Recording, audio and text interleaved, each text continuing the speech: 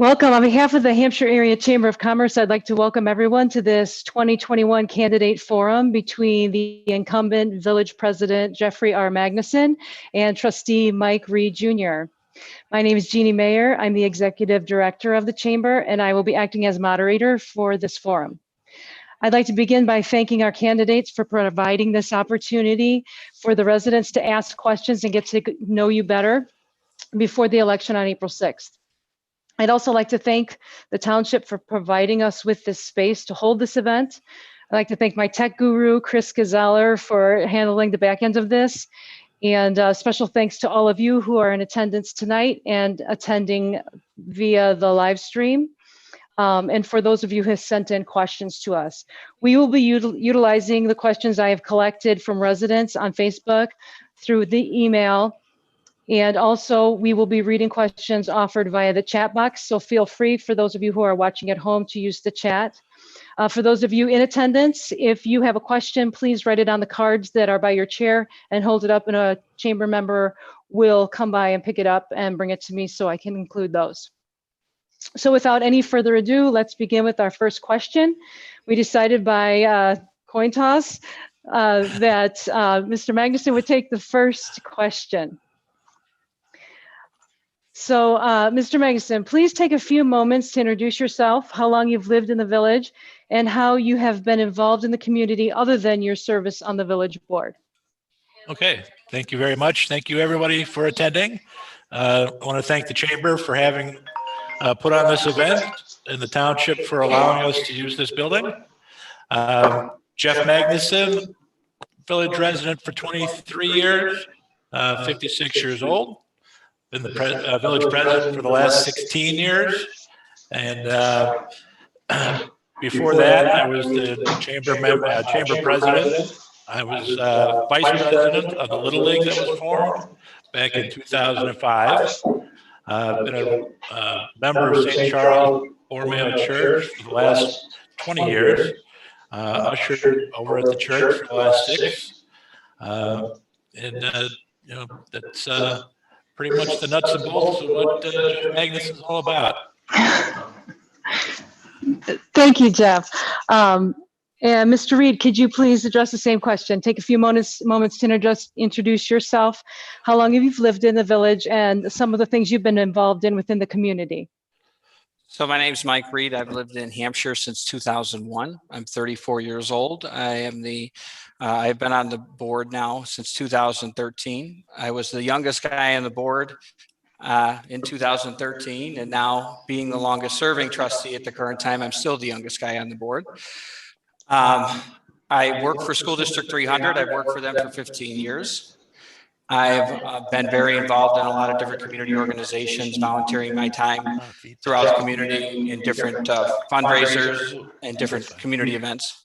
I served for a time on the District 300 Foundation for Educational Excellence, and I don't know. That's really the long and short of it. My family lives in town, and I love Hampshire. Thank you very much. Yeah, go Whips. Okay, this question is for Mr. Magnuson.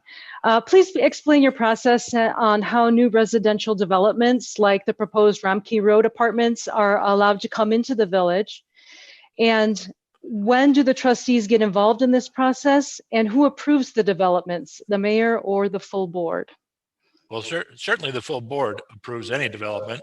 But to start with, we typically hold a preliminary meeting with the prospective builder of any residential or commercial building. I mean, you don't start by going to the board and say, look at my piece of paper, what do you think of it? Because that would be a waste of time. So we have a preliminary meeting. If they're talking about the apartments that are proposed at Romkey and Romkey Road, or I'm sorry, Romkey and 72, there was another trustee at the meeting. The village administrator was at the meeting, and there was 3 developers at the meeting. So we sit down for about an hour, and we sit and talk about what they have proposed, what we're looking for, and then if it's something that we both agree is worthwhile for the village, then we will move it on to another committee or It still has to go through planning and zoning. It still has to go through the plan commission process. So it's just not myself that's deciding. It takes the full village board. It takes the plan commission. It takes the zoning board. It takes everybody to get a project through. So, but you just don't start by walking into a board meeting and saying, you know, I've drawn this on a piece of paper, which basically is what these guys do. Why? Because they don't want to spend engineering money. They don't want to spend money on an architect on something that may not fly. So they literally come in with a piece of paper and say, what do you think? All right, well, the proposal is for 14 three-story apartment complexes up on the south end of that 40-acre parcel. All the ground level floors would be for seniors or handicapped. They'd all be built out that way. There'd be open space. There's some other amenities, and then in the front would be commercial properties. So it's a good process, a good project, and it's just in its early stages. I would say it would be a shock if anything were built until 2022 or 23. Thank you, Mr. Magnuson. And following up with that, Mr. Reed, if elected, how would you handle new developments coming into the village? It's a very similar process all the way across the board. I think that I would change the process and make it a little bit more open than it currently is. I would have preferred that the trustees were brought in a little bit before the newspaper, but that's what happened this time around. I think that it is crucial that we look at our comprehensive plan and decide what's the best route for the village to go. If we're talking about a potential apartment complex or something like that, that would have to fit into the overall goal of the village. And it would actually have to be a consensus. And so that's why, I mean, the current process is that there's meetings with developers, and it's kind of, I don't want to say one-on-one, because Jeff is accurate in the fact that there is a trustee involved and the village manager, but something is, I don't want to say as radical, but something as different as an apartment complex with multiple buildings, which is something that Hampshire doesn't have at the current time and has nothing proposed, I think is a deeper conversation. And so I think that that's the process that we would need to follow, is to open it up a little bit more. Here's a question from one resident. We'll start with Mike on this side.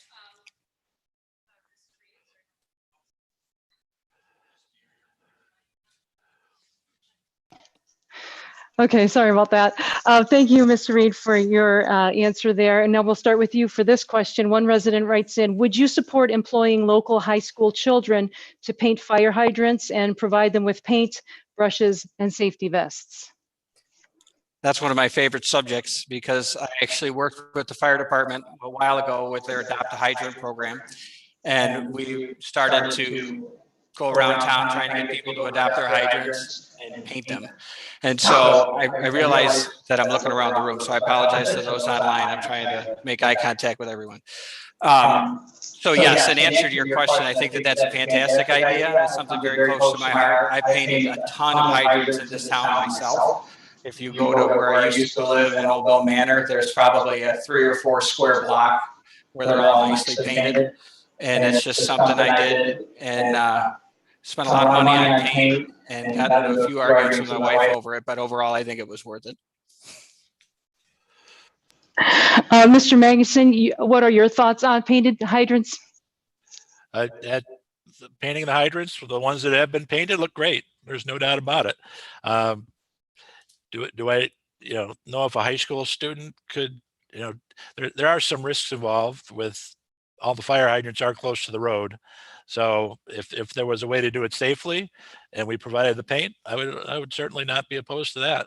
That would be fine. Our streets department currently paint the hydrants, but they just paint it fire hydrant red. So there's, we don't have time for a lot of creativity when you're painting, a couple hundred hydrants here and there. So no, that would be fine. I would not be opposed to utilizing high school students if that could be done safely. Thank you. This question is for Mr. Magnuson. Why do you want to run? Why do you want to serve for another term as village president? Well, 16 years. Every 4 years you start new projects, and by the time that your 4 years are up, there's other projects that you have started but you haven't quite finished. So, we started talking about connecting the northeast or north-south water systems. I know that's boring to a lot of you, but it's critical for the truck stop area to get that connection done. Right now, our system is only able to pump water to the truck stop through one well house, where the rest of the village can be pumped from any well house, either on Barn Owl, Harmony Drive, and a couple other well houses. If the well number 7 goes down, we have about 2 days to get it fixed before the truck stop goes dry.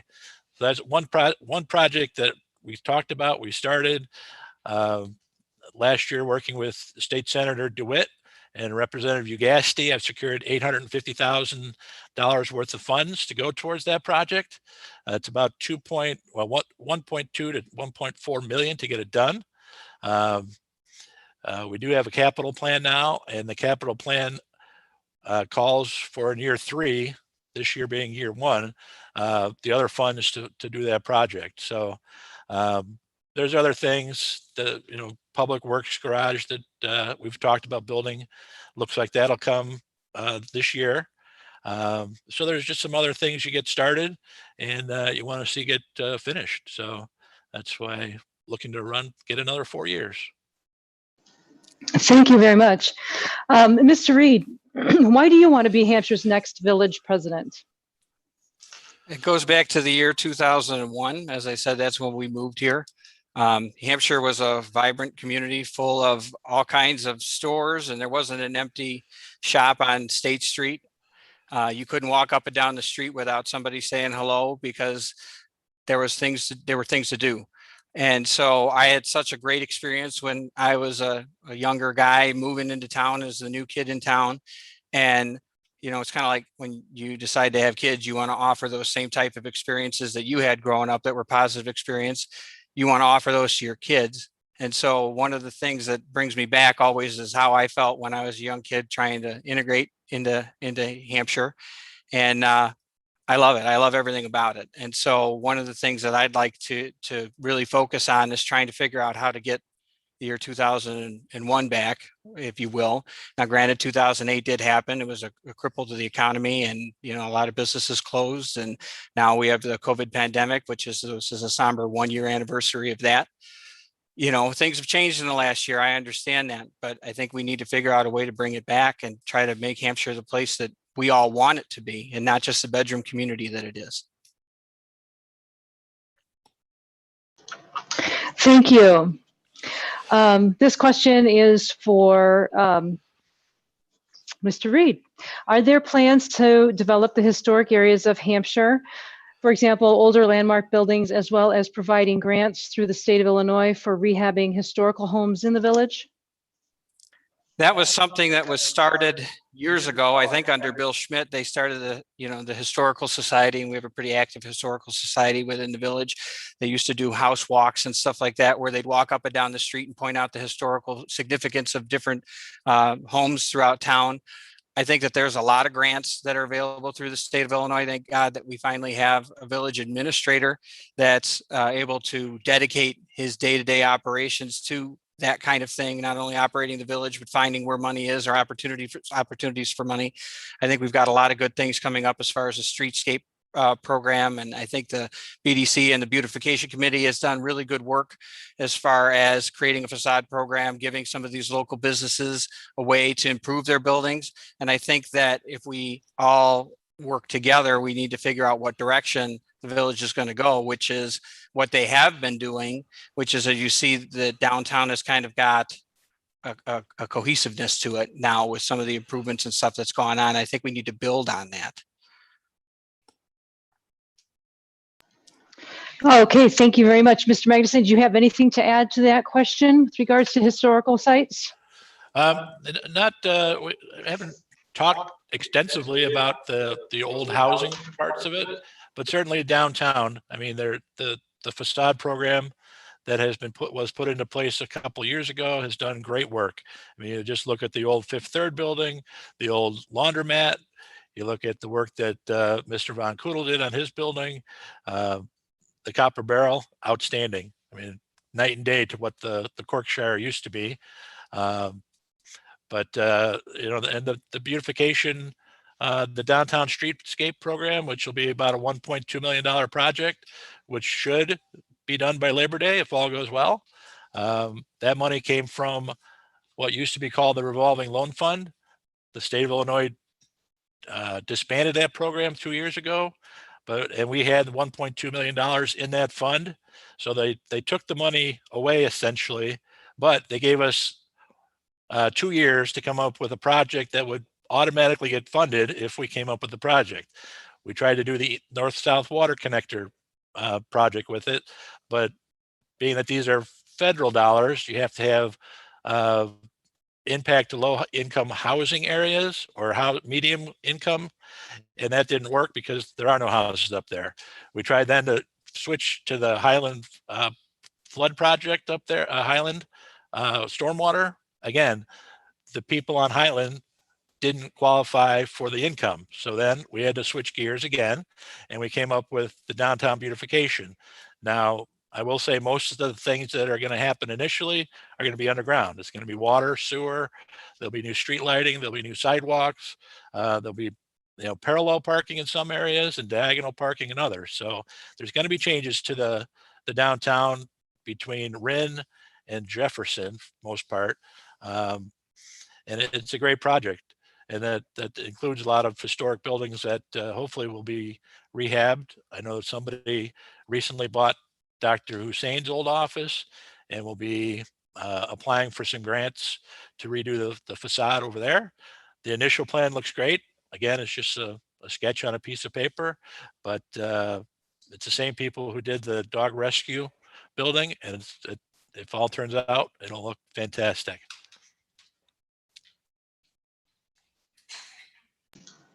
Thank you very much. Next question, we will start with Jeff. Mr. Magnuson, sorry. What are your plans to address the need for an additional fire station in the village, as well as space for the police departments to have their own building? All right. Well, the fire department worked with them a few years back. We tried to buy some property on Rowell Road, across from Garrity Wright. There are 6 lots that were available. The village was going to buy 1 lot. The fire department was going to buy the lot next to it. And the 2 lots to the north were going to be a wedding venue. The wedding venue fell apart. And after doing the initial analysis, the land was cheap, but there are a lot of trees. There's that pipeline that runs parallel to over the property along the roadway. And it just became too costly to build. The fire department is working with Crown, and if all goes well, if Trevor Herman was talking about this at the ZBA meeting on Tuesday, they should be acquiring some property in the Thames Farm subdivision, 3 lots there to build the secondary station. The police department, again, we are looking for, the public works will come first. The Village Hall Police Department, which has always been scheduled to be on State Street at Town Hall Road, where we hold Croon Creek, will probably be, the village administrator has said that we'll probably sign another 5-year agreement with our current landowner or leaseholder. And then by the time we end that 5th year, we should have a new facility on State Street for the police department and Village Hall. Thank you very much. Mr. Reed, do you have anything to add with regards to bringing in a fire station into the village? I think that it's crucial to understand that the fire department or the fire protection district is its own taxing body. I also, by that same statement, believe that we work really well together, us being the village and me and even Mr. Magnuson here. We try to do our best to ensure that they have the tools that they need and the ability to contact the developers and that kind of thing. And we will get involved if things aren't going as well as they probably should. Mr. Magnuson is accurate. There was a conversation years back with District 300, which I was involved in, and the Fire Protection District to try to acquire that property. And it all came down to property restoration and that kind of thing. I just think it's important to understand that we now do have that capital plan, which Mr. Magnuson referenced. We've been fighting to get a capital plan now for at least the last 8 years that I've been involved. This is the first time that we've ever had a capital plan. This is the first time that we've had anybody in the seat to be able to provide that kind of information to the village board to prepare for future growth and that kind of thing. He is accurate in the fact that he did say that they want to sign a 5-year lease on the current police department. What I don't understand is how we're going to be able to build a new facility for both the village hall and police department in the next 5 years with the other concerns going on within the village. So I would say that it's up for conversation, and we need to do our part as being part of that conversation with all taxing bodies to figure out what the next steps are. Thank you, Mr. Reed. We have a question from the chat box. Are there any plans for the old hardware store, dollar store at this time? Mr. Reed. As far as plans go, that's owned by a private person, right? So, you know, the village can have their say, the village can have their input as far as what direction we'd like a property owner to go, but there's no way that we can implore a property owner to go one direction or another. It's much like owning a home. The village can't come in and say, well, we want you to paint that room blue. It's the same kind of conversation. We can guide, we can offer programs, we can offer incentives for them to clean up the building and stuff like that. As far as plan going on right now, no, I'm not aware of that. That's more closer to what the Business Development Commission is doing. If there is a plan, it would be under the helm of Mr. Ryan Krajewski. Thank you. Mr. Magnuson, did you have anything to add with regards to development downtown or that particular building? The old dollar store, the old Ace Hardware, should be another one of our participants in the facade program. The front of that building is looking pretty rough. It has been in need of some facelift for some time, and then sitting empty for the last couple of years. It has certainly not gotten any better. The BDC has been in conversations with the building owners about applying for a grant along with the Palazzolo's folks. So hopefully we'll see those two buildings fixed up. It'll probably be before there's a tenant for those buildings. It is hard to day and age now where people want foot traffic and traffic counts. When the State Street project is after it's finished, we're gonna restrict truck traffic on State Street. You only be allowed to take a semi down State Street if you're making a delivery to a business downtown. You'll no longer be able to use State Street as a connector. If you're driving a semi from 72 up to Allen Road, you'll have to go to Walker, or you'll have to go around to 47. So that's one thing that the state wanted to see, especially they're going to be doing this intersection work at 72 and State Street.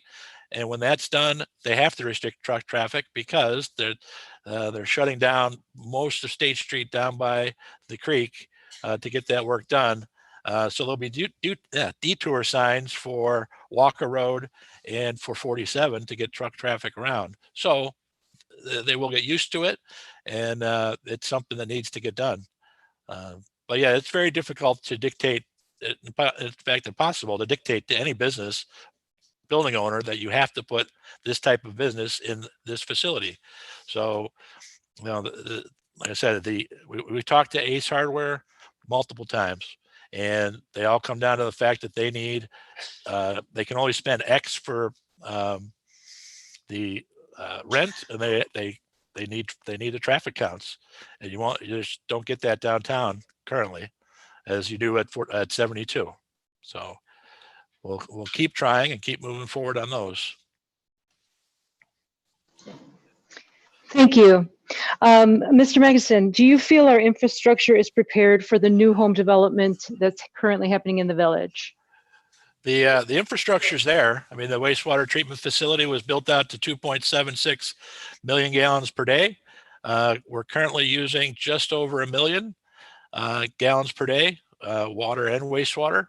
So the infrastructure is there to do the rest of Prairie Ridge, Thames Farm, Oakstead's adding, proposed to add about 211 homes. But even with that, that should be absorbed into what we're using today. That also includes Tuscany Woods Unit number 2 in this whole formula.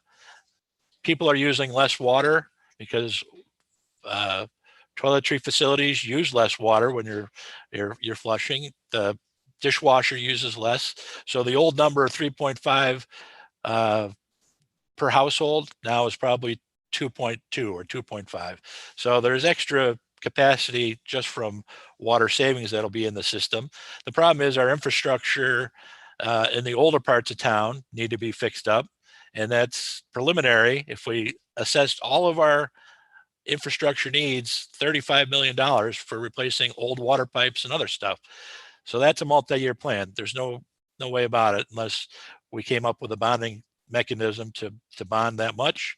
And I'm not sure that people want to pay extra on their tax bill to fix old water problems. I think it's going to be a multi-year process to work through it, and that's on our agenda for the first budget year of our capital project to do a number of streets. And when we do the streets, we're going to fix the aging infrastructure underneath of it when we rip it up. Thank you. Mr. Reed, do you have anything to add with regards to the infrastructure and being prepared for development?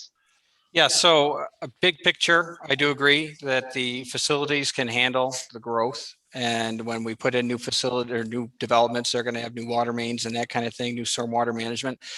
But the village has tried for years to just maintain what we have. And so that's what's kind of gotten us in the position to where we are today.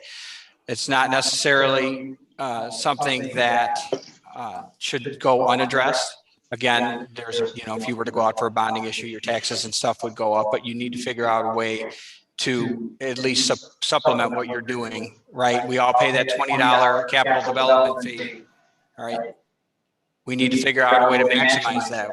We need to figure out a way to replace some of the water mains in towns where we continually have breaks over and over and over again. Yes, this is a fact of life. Okay, if you're in an older section of town, you have more stormwater to manage because years ago you didn't have overland storm routes. If you live in an older section of town, you have older water mains. And for years, it's been people coming to the board complaining about these issues over and over and over. And it's the village's lack of action over the last few years, not last few years, but the last many years that's brought us to this point. So yes, it's really nice to have all brand new homes and big developments and lots of business and stuff, but we have to take care of the residents that are here, that have been here, that have given their life to this community. Yes, you may. You mentioned the capital improvement fund. $20 per month times the number of people that we have in the village. We collect about $330,000 a year. When we repainted the Elm Street water tower, that was $800,000, give or take. So if you look at the money that we spent on that, that's about 2.5 years of collecting that $20 fee 6 times a year from every resident. So it doesn't leave a whole bunch of extra money to rip up a roadway, replace the water pipe.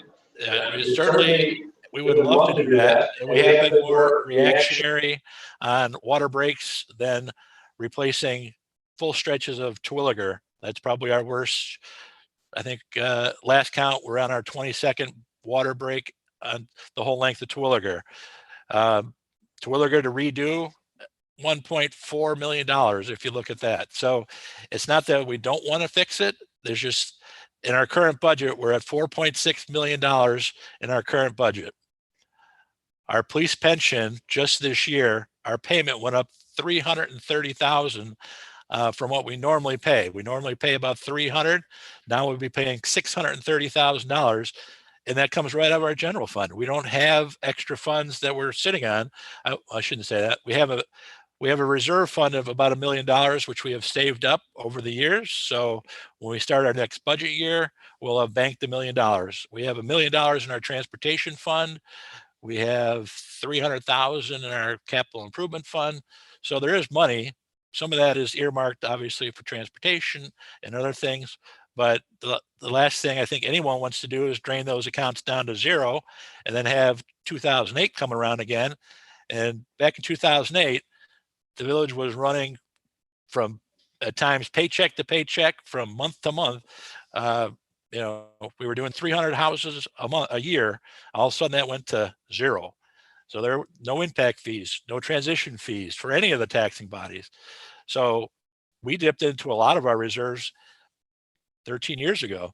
Now we've built that up over the years to where we're at today, and we're at, I think, a pretty good financial situation because we have those reserves. And I'd like to, keep that.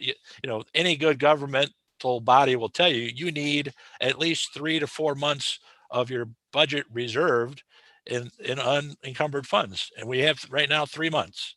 So if we didn't bring in a dime for the next 3 months, once May 1st starts, we'd be okay for 3 months, but then what? But so we've tried to be financially prudent in our decisions, and that does cause you to be more reactionary than proactive. I get that. But with that said, all these infrastructure projects take a lot of money. There's nothing that is cheap when you're talking water, storm sewer, sanitary, and paving. I mean, it's just, they price it out by the 100 feet. And you take that number, and we got, okay, 1,400 feet times $100 for that, 250 for that. Before you know it, you're at $1.5 million. So, like I said, with a budget of 4.6 million, not including water and sewer, to make this next budget year balance, we're taking 460,000 from our motor fuel tax to budget to pay our water and our streets people, which is and using what we would normally pay for the street people to use in other areas of the budget. But had we not had that money set aside, I think the motor fuel tax has about a $900,000 balance. When we're all said and done, it's going to be about 300 by the end of 22. But I'm probably talking too much. But it's not an easy question of just collecting money here, money there. It's a years-long process. Thank you. Moving on then, Mr. Reed, a resident writes in, I would like to know the candidate's stance upon using merit shop, open shop contractors for village projects. And if they're willing to use signatory contractors, are the village prospects subject to an RBO or PLA? I didn't bring my dictionary to know what all these terms mean, so I'm going to be okay. So okay. I do know that we are governed by law as far as what types of contracts we can accept by the state of Illinois. I know that everybody has to have prevailing wage, and so that drives a lot of the contracts and stuff we sign with individual contractors and that kind of thing. So again, if it's within the terms of the statute, I think that it'd be something that we'd entertain. But again, it's your types of contracts that you sign to the people that you hire is pretty much governed by the state of Illinois. Thank you. Mr. Magnuson, did you have anything to add to that? What merit shop, and what was the rest of that? So that, I think merit shop, and maybe Toby can help me. Does that mean non-union? No. I mean, we are bound by the rules of the federal government. Anytime we accept funds from federal government, the state, those contracts have to be let, and they have to be union waged contracts. And I don't know of any merit shops that pay what the unions pay. Every year we adopt the Prevailing Wage Act, and those are the unions, and it lists page after page after page of how much you have to pay each person. So I do not see any way around that anytime soon. Thank you. This has to do with revenue sources. Mr. Magnuson, can you describe some of the revenue sources that you have brought into the village other than taxation? Speaking just about new revenue sources rather than taxation is what I mean to say. Well, you can look up at the Love's truck stop. Am I on mute? No. Love's truck stop certainly is one that we brought in new. At the time, we did not have a village administrator. So I negotiated that along with the village attorney. We came up with the nuts and bolts of the agreement and brought it to the village board. Along with Loves came the Arby's. It was a tussle between whether it was going to be a Hardee's or an Arby's, and I implored upon them that we need Arby's. We did not need a Hardee's. But that's a story from their day. Speedco is also part of the Loves, which is a truck repair company. Truck Country is also part of the Loves project, which will bring in sales tax for new truck sales, new truck repairs. Then there's Dayton Freight. There's no sales tax with Dayton Freight, but it's improved property that used to be 93 acres of vacant farmland. Now it is 4 different businesses that would be paying property tax. 3 of them will be generating sales tax. So it's a big improvement for revenue that was non-existent. We built the pet egg building on, it's an 80-acre parcel. They took 1/4 of it, so I guess they took 20 acres. That was going to move out of town. They had talked about consolidating their plant with a plant they already had in Tampa Bay. I met with the owners. The gentleman came in from Kansas City. We sat down and talked for a long time about the process of looking for another site. They did like the Hampshire area. They love the truck stop area because of its proximity to 90 and how close they are to O'Hare and to Rockford. Rockford Airport's becoming a secondary hub for a lot of these businesses. So we kept Pet Egg in town along with their jobs, along with the property tax that they yield up there. Years ago, we brought in, worked the deal out, and Casey's came to town. They're one of our top generators of sales tax still today. There's others that came to town that over the years, I have a list somewhere, but I can't remember them all. But we worked very well, very, very hard, especially without the village administrator in place to get all this new infrastructure, new buildings put into place. Thank you. Mr. Reed, same question. What revenue sources have you brought into the village in your 8 years as trustee? So everyone that Mr. Magnuson just mentioned, I actually, because of the timing of it, was involved in a lot of those meetings, with the exception of Casey's. Casey's was before I got onto the board. I was pretty happy about Dayton Freight because Dayton Freight actually was we were outside of where they wanted to build. But I made a couple of phone calls and showed them the site, and then they got hooked. So I was pretty happy about the fact that they wanted to choose Hampshire over being closer to the city. One of the other things that I really kind of excited about is we worked really closely with Mr. Sester when he was trying to sell blocks, and the current owners came in for a meeting on a Saturday. It was warm, and I got home and I was like, "Hey, Jen, let's go for a ride." And she's like, "Okay, where are we going?" I said, "Amboy." Where first question was, where the heck is Amboy, right? And she's like, "And why are we going?" I said, "Because we got to go check out this other grocery store. The people that came in to meet with us today had a grocery store in Amboy." And so Jen and I drove down to Amboy, and we're trying to be undercover about it as best as you can be in another small town, right? But the guy recognized us right away, and it hit home for him. And I'd like to think that that's one of the reasons that they decided that Hampshire was important to them, is because we made the trip down there to go see him. So that's my story time for today, I suppose. Can I just ask a question? Paul? Sure. Certainly the village board approved Dayton Freight, Truck Country, Loves, but I don't remember you sitting at the table, Mr. Reed, negotiating day in and day out.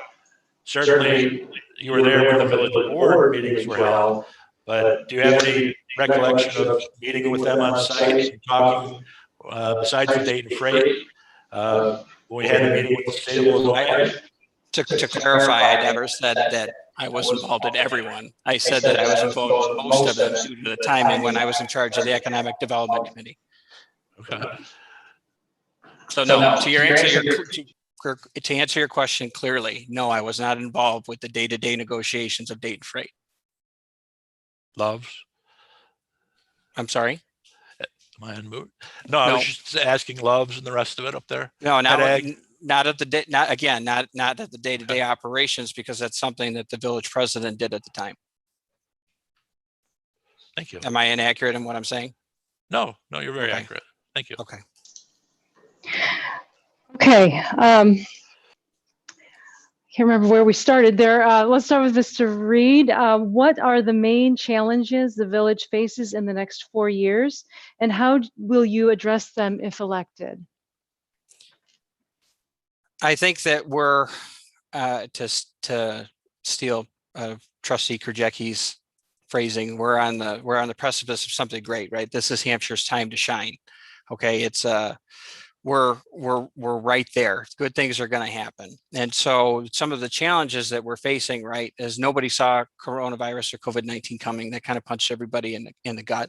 And I think that we've all come together as a community to work together and try to make the community safe, regardless of your view of the pandemic or your view of the governor's executive order. I think that Hampshire has done a very good job of supporting the people here, both the ones that own the businesses and the people that live here. And so I think that we just need to continue that, because we're the lights at the end of the tunnel, right? We're not there yet, but the lights at the end of the tunnel. And as far as the economy goes, as far as we can tell, things are turning around.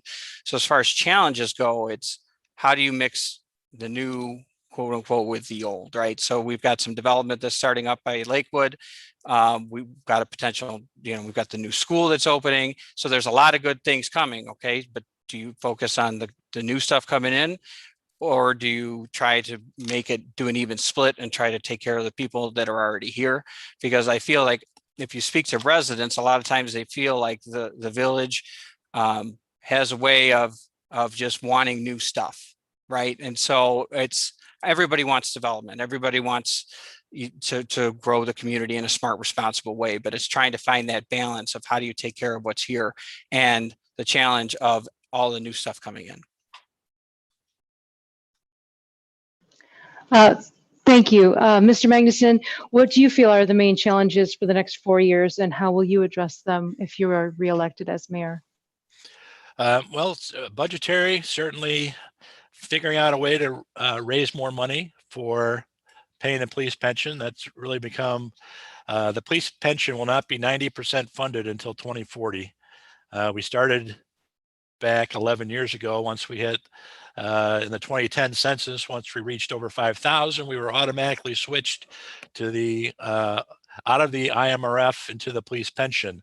Instead of IMRF giving us all the money that we had put in over the years, they started us at zero for the police. So we've been playing catch up since day one. The numbers were not as bad as they are now. We're in the last 19 years of funding it, and it's becoming a bigger and bigger number every year. Unfortunately, we're probably going to be looking at having to implement some side of sales tax that gets directly implemented 1% to pay for the police pension. We're already looking, our budget this year for the upcoming year is predicated on increasing the places to eat tax from 1% to 2%. That's just a matter of, that brings in about 110,000 per year. That's going to be needed to balance the budget. Mike referenced Oakstead. There's a lot of work to be done there. The ZBA met on Tuesday and they voted against the plan. So it comes to the village board next Thursday. Hopefully the village board understands the significance of having another school, of having the additional properties over there. There's active adult, there's single family homes, there's a whole mix of things, and there's a ton of open space. But I think having that other school is a real plus for the village. That would make 560, 300 buildings in the town. So yeah, there's a lot of things to do. Most of it's budgetary. Most of it's going to be very hard work, but as Mike said, we're on the edge of greatness. So I just want to keep that going.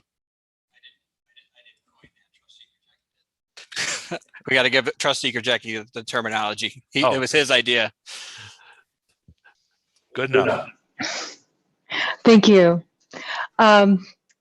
So now this time we'll start with Mr. Magnuson. Where do you think you can make the biggest impact in the next year if you're reelected, and why? Biggest impact. I don't know. I mean, I've done this for 16 years. I don't know if anything that I'm going to do is, or anything that I have done is going to change. I plan on being directly involved with negotiations, be it with the developer, be it with landowners. We've got some other strategic properties throughout the village that are ripe for development, be it the rest of the Flanagan property, the property north of Pet Ag. There's the gin property north of Love's. Wade Light's got probably one of the gems of the village. He owns Shire Land. Years ago, believe it or not, I sat at one of the meetings where somebody brought in a sketch and they wanted to build a cricket stadium. I didn't bring that to the village board. I went out to dinner with them. We had a great dinner in Schaumburg, but they had it was a good idea, but they wanted a 50,000 seat, basically a soldier field, which would be on Shire Land. Anyway, that goes back to 2006, I think. So I continue. I'm going to continue to do what I've done and hope that everything turns out.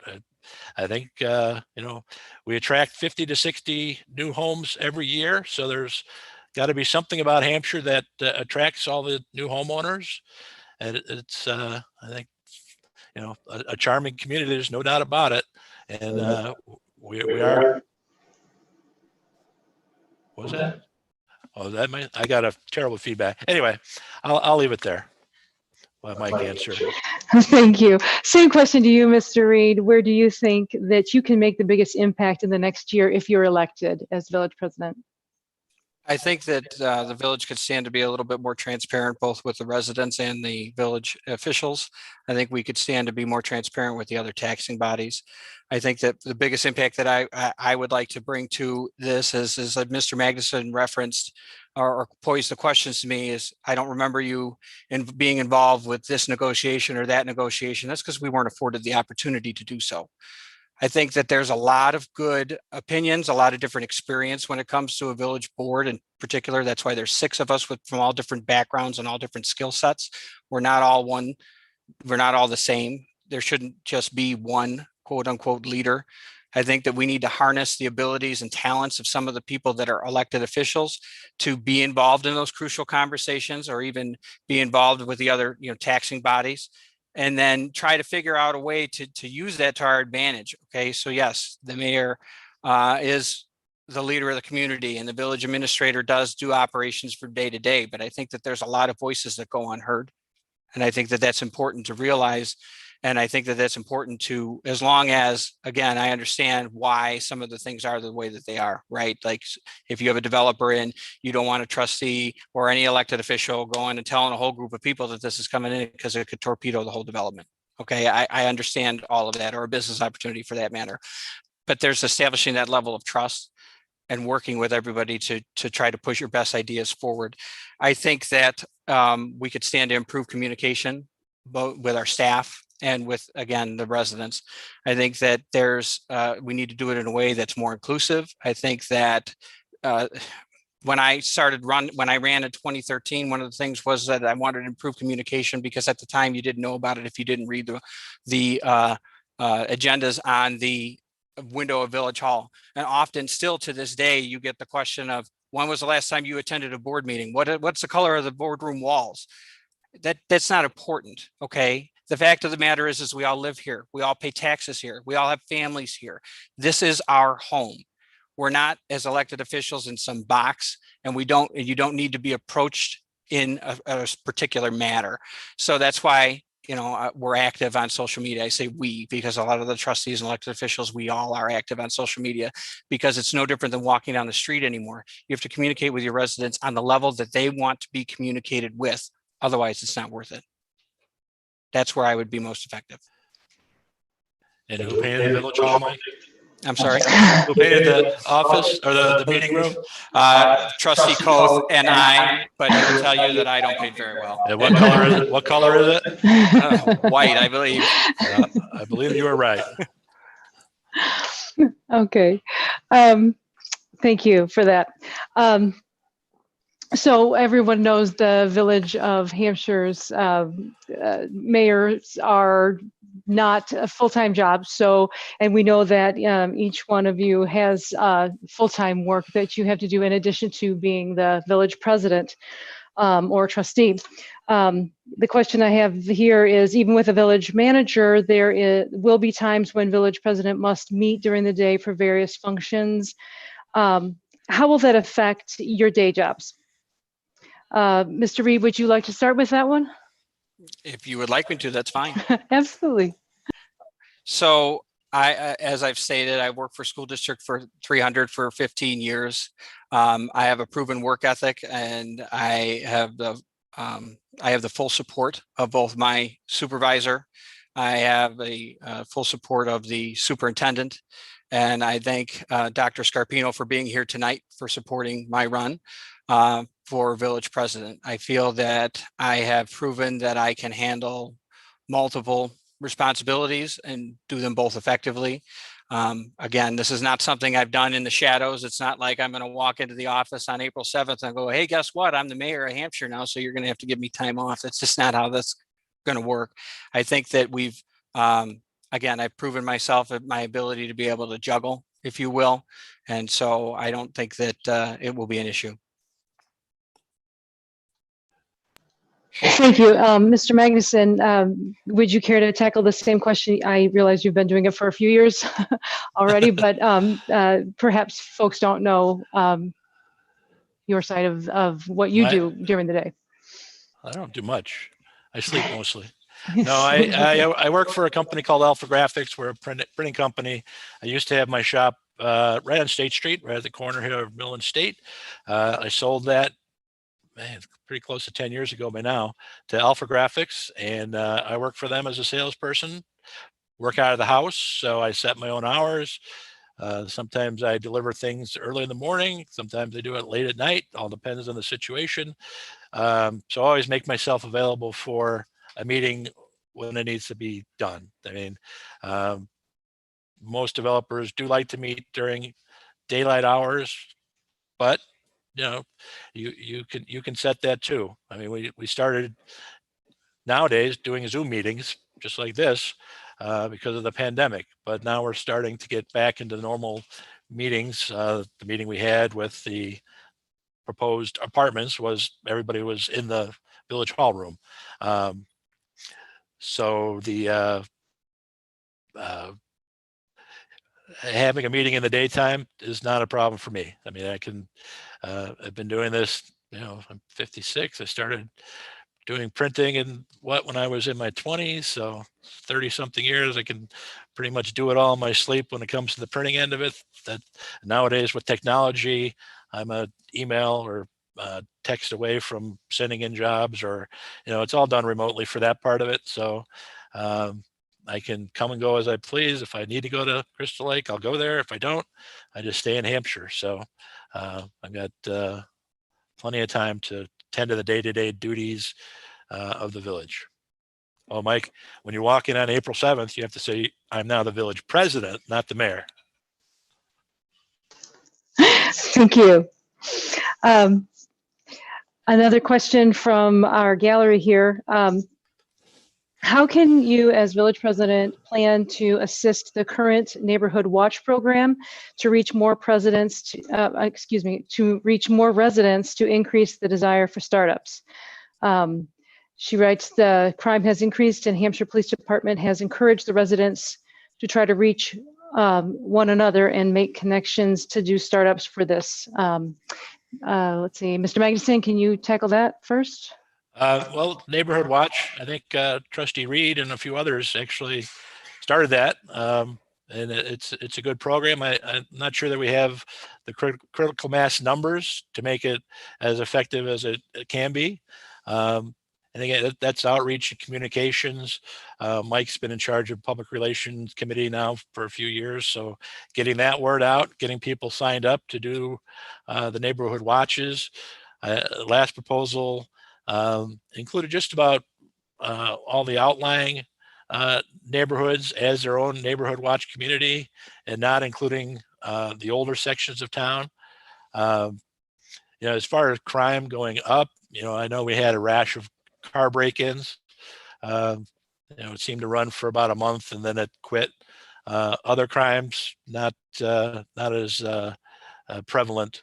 That's for sure. We don't have the major crimes that other communities have, and it's because of the diligence of our men and women on the police department out and about patrolling and engaging with the residents as best they can. Now with COVID, it obviously cuts down on their ability to talk with them face to face. But we need to push the neighborhood watch to make it more effective. No doubt about that.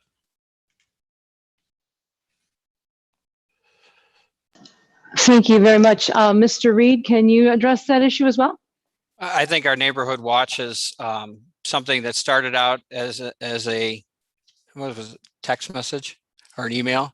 Miss Julie Austin's here in the audience today, so I'm asking her. It was her brainchild of, hey, let's do this. We tried to start something up years ago. It never took off, and then we were just kind of like, okay, well, if it's the residents aren't going to buy into it. A neighborhood watch program really is something that thrives, or only operates, I should say, if the residents are engaged or are part of the conversation. Okay, because the police department is there to perform their function.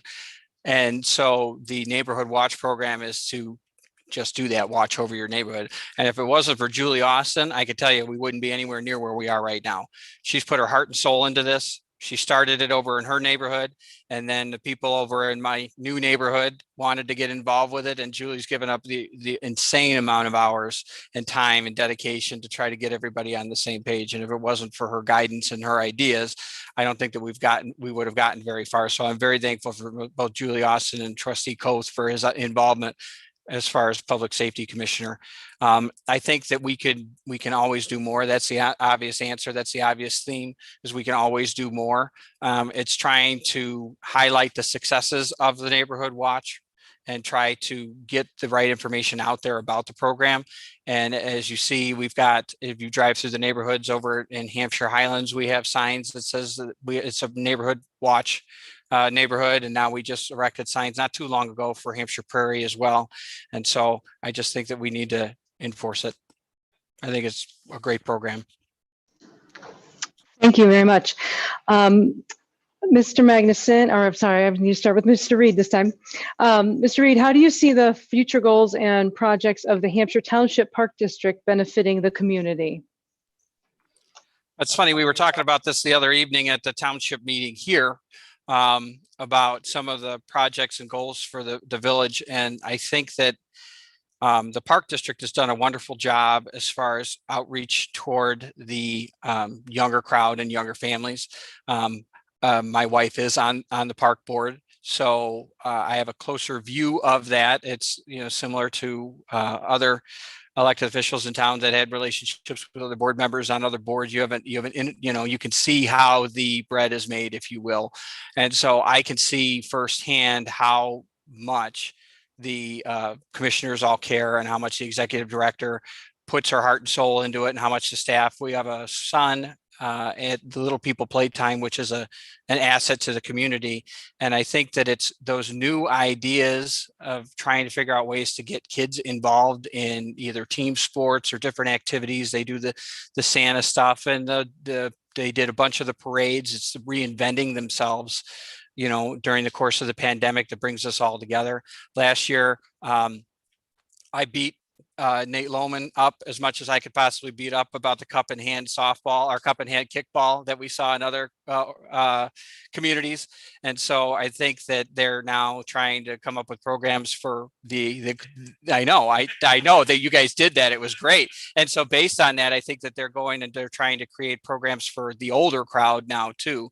One of the things that I think that we need to work on, and it's not criticism of the Park District, it's just an overall community goal, is we have the Hampshire Township that that takes care of our seniors, and they do an awesome job at taking care of our seniors.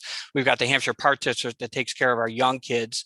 You know, what is it if your child that's in high school is not involved in some kind of extracurricular sport through the high school, they're not doing anything. And so I think that that would be a goal, as trying to figure out ways to engage teenagers, or that high school crowd, if you will, you know, middle school to high school, to engage and try to get them involved in some of these group activities rather than staying home and playing video games and stuff like that. But I think that they provide a very, very vital role to our community. We're running up on time, but Mr. Magnuson, I want to give you an opportunity to speak to that question as well. Excellent. As you know, we talked extensively about Oakstead tonight. Part of the Oakstead development, Laura Shaw, the executive director of the Park District, had requested that we look into getting a site large enough for a community park, because years ago when Lakewood was planned out, there was no set aside parkland. So there's a pool there, and there's a playground, and there's a basketball court in Lakewood, but there's not a community park. There's not a Bruce Ream type park. Now, in talking with Crown and working with the Park District and through Jay, there's now a 15-acre site. I know the school or the Park District wanted it up by the school site. I don't think it's set there. I think it's further south in the development. But there's a 15-acre, and there's at least 2 other parks that are at least 5 acres in size that'll be turned over one day to the Park District once Oakstead, well, first it has to get approved, and then they have to start building. So it could be a number of years before that comes to fruition as far as actual park sites being developed. But we've tried to work hand in hand with all the taxing bodies. There was a transition fee recently introduced for the township park, or the township itself, to get $115 per house permit fee going forward. Now, they probably won't see any money this year because it's only for new developments, but there are 211 proposed new homes in the Crown, which would be subject to that. It all depends on when those are built. So, we've tried to work with the fire department, the township, Park District, the township itself, library, certainly, with all that they've been trying to do and finding a new location for their library site. So, trying to work with all the taxing bodies to get money for them and to come up with a program that fits their needs. Very good. Okay, well, we are running up on 7:03, so be respectful of everyone's time. We did say 1 hour. I would like to give each candidate about 30 seconds for closing remarks. Since I started with Mr. Magnuson in the beginning of the forum, I will start with Mr. Reed. You're muted. Every meeting, every single Zoom meeting that I ever do, I always forget to unmute at least once. It's a trademark. I just want to thank everybody for coming tonight, for streaming tonight. I'm very happy to be a part of the community. I'm honored that I was elected twice to be a trustee. I think my record speaks for itself. I think that I can do more. I'd be honored if the community chose to vote for me on April 6th.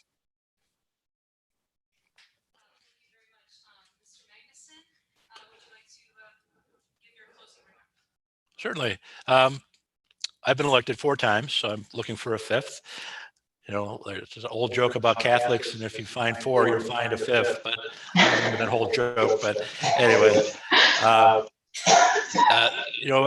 one thing we haven't really touched on tonight is James Motors. Worked for as long as Mr. Revulitis has owned James Motors to relocate him to the village. He is an essential part of our sales tax, and we have a site picked out for him. He's agreed in principle to a non-binding letter to buy the property. It would be along 72, and it's one of the things that keeps me around, because if we were to lose that sales tax revenue, that would put a huge hole in our sales tax intake. So we work hard for the last 2 years to get James to commit to buying the property, developing it. He also wants to put in a Maserati dealer. I don't know why, but we're more than welcome to do it. And if you looked at the new vehicle that came out from Jeep today, retail price of $111,000, that would generate a lot of sales tax as well. So keeping James Motors is the key to the survival of the village, and that's something that we've worked on and will continue to work on. And vote April 6th, Jeffrey R. Magnuson, number 2 on the ballot.